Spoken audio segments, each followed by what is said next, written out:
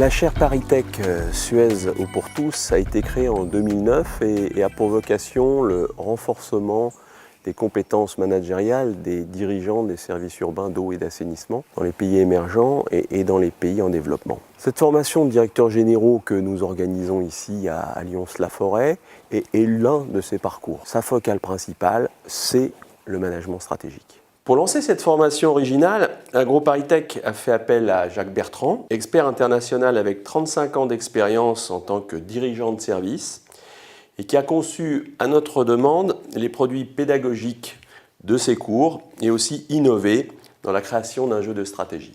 La formation, elle a pour but d'amener les directeurs généraux à saisir l'ensemble de ce que j'appelle l'univers stratégique, c'est-à-dire les relations qu'on a avec les autorités et institutions financières, les relations qu'on a avec les clients, les relations qu'on a avec le corps social de l'entreprise, en plus de tout ce qui est purement opérationnel. Donc l'univers stratégique, c'est comment j'arrive à mettre en relation tout ça dans une perspective de long terme. C'est toujours bon le renforcement des capacités, de venir visiter des notions que sûrement nous pratiquons peut-être tous les jours, mais dont les approches sont renouvelées, sont plus pertinentes. Et c'est ce qui nous a poussé naturellement à venir à cette formation. Il y a deux temps. Un temps qui est une formation académique et un temps où il y a mise en œuvre du savoir transmis par cette formation académique à travers un jeu sérieux qui a été développé très spécialement pour la formation de directeurs généraux de services de l'eau et de l'assainissement. De façon à ce que, de retour au pays, nos DG puissent aussi appliquer ces méthodes à leur propre terreau, à leur propre contexte, à leurs propres équipes. Il y a trois temps dans le jeu.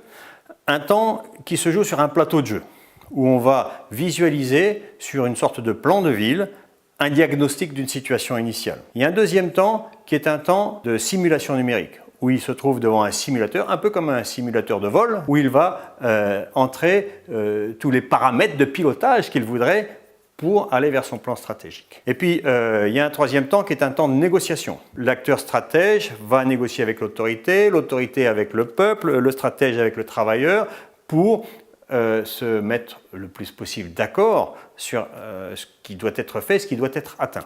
Le jeu, il consistait à me mettre dans mon cas, dans la position du politique, qui a pris des engagements, qui doit satisfaire les populations.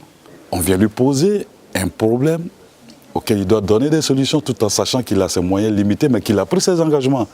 Chacun a sa responsabilité et puis avec ses contraintes. Et puis il y a un temps qui va boucler cette étape, qui est le temps où le stratège décide enfin de sa stratégie. Évidemment, il va décider en fonction des résultats de cette négociation et décide qu'il la met en œuvre. Et là, on lance le réel.